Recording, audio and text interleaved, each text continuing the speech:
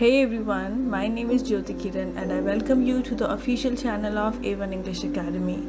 First of all, thank you for choosing this video to be watched and I'm sure you will learn and like this video. To keep yourself updated, don't forget to subscribe the channel. In this video, I am going to teach you about future tense and its types. Future tense that denotes the time and state of action of future event.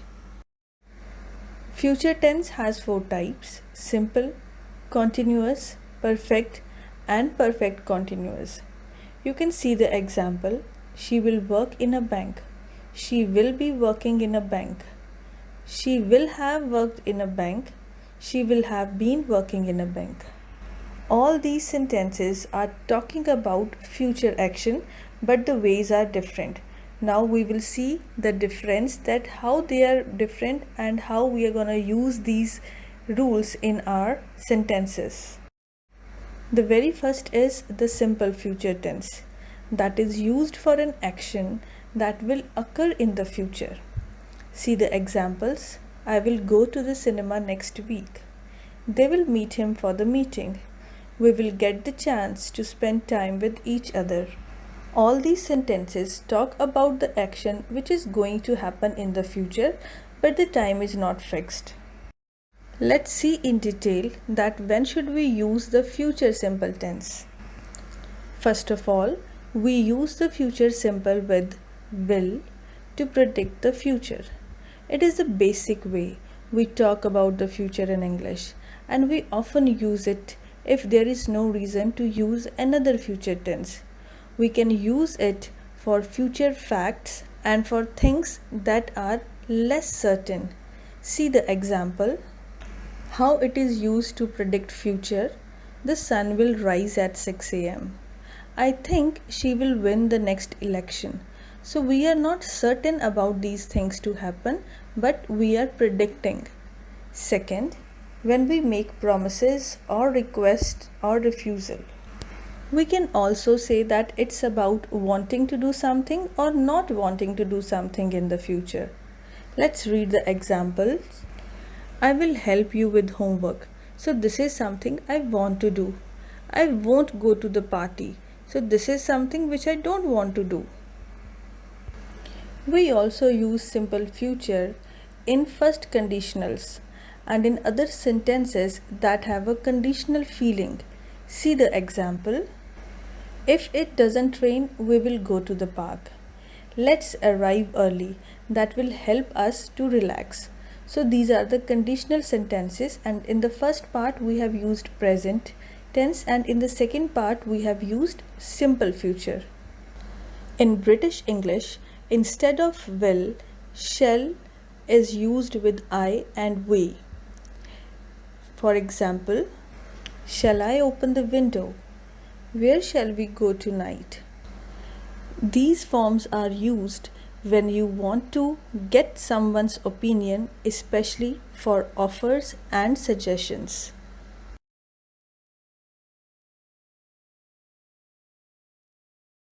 The next come the future continuous tense, which is used for an ongoing action that will occur in the future. John will be baking a cake. They will be painting the fence. She will be writing on her notebook. If you notice, these sentences shows some kind of certainty that these actions are going to happen in future. Let's see when should we use future continuous tense.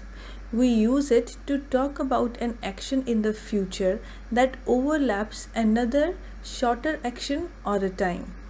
The action in the future continuous usually starts before and might continue after the second action or time. Let's see the example. At 8 o'clock I will be eating. We can use the future continuous to talk about something that will happen if everything happens as we expect. This is sometimes called future as a matter of course. It's usually possible to choose the future simple as well, but we often choose the future continuous because then it's clear that we are not making a request or refusal. For example, The government will be announcing the bill. When you will be leaving. Focus on the second sentence. This is more polite than when will you leave, because it's definitely not a request for you to leave. So we will use future continuous here. Look at the rules for future continuous tense. To make the assertive sentence, we use subject, then will be plus first form of verb with ing and then the object. Example, she will be writing a letter. To make a negative sentence, we will use not with will be. She won't be writing a letter. And to make an interrogative, will be used at the first place, then subject, then be, then first form of verb with ing and object. Will she be writing a letter? Pause the video to note down the rules. The next comes the future perfect, that is used to describe an action that will have been completed at some point in the future. See the examples. I will have completed my work by next week. By the time you arrive, we will have finished the meal and the speeches. So in both the sentences, somewhere we know at what point the action will be completed. So when we know when action will be completed, we use future perfect. Let's see where should exactly we use future perfect tense. We use it to say how long for an action that starts before and continues up to another action or time in the future. See the example. On Tuesday, I will have lived here for 10 months and 2 weeks. So here in this sentence, we are mentioning that for how long that action has been happening and getting completed. We also use the future perfect with the future time word to talk about an action that will finish before a certain time in the future. But we don't know exactly when. See the example. I will have completed my homework by 11 o'clock. So I am not sure about that action will be completed or not, but it will be mentioned in future perfect only. These are the rules for future perfect tense. For making assertive sentences, we use subject, then will have, plus third form of verb and then object. For example, she will have written a letter. To make a negative sentence, we will say she will have not written a letter. And to make an interrogative, we will use will at the first place, then subject, then have, then third form of verb and then object with a question mark. Will she have written a letter? And the last is the future perfect continuous, which is also known as the future perfect progressive tense, that is used for an ongoing action that will be completed at some specified time in the future. For example, I will have been completing my assignment while traveling to New York. In July next year, you will have been studying for 3 years. So these actions will be ongoing actions and it will be completed at some specific time in future. Let's learn where should we use future perfect continuous. Just like with other perfect continuous tenses, we use the perfect future continuous to say how long for an action that continues up to another point in the future. The second point can be time or another action. For example, in April, she will have been teaching for 10 years. And remember, to write such sentences, we generally use for plus length of time. Secondly, we use future perfect continuous to talk about something that finishes just before another time or action.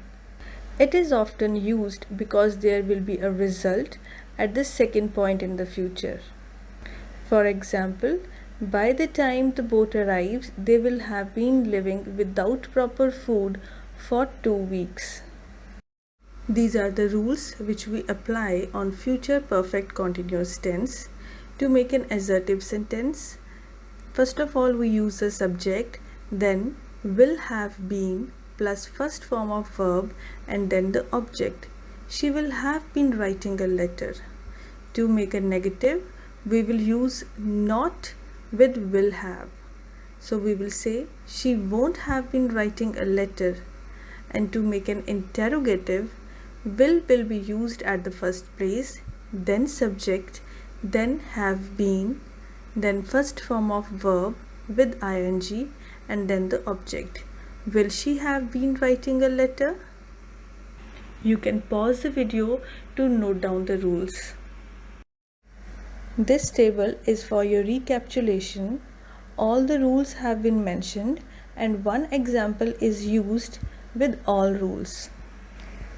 You can pause the video to study this table. To keep on learning in a simple and easier way, please subscribe our channel and thank you for watching.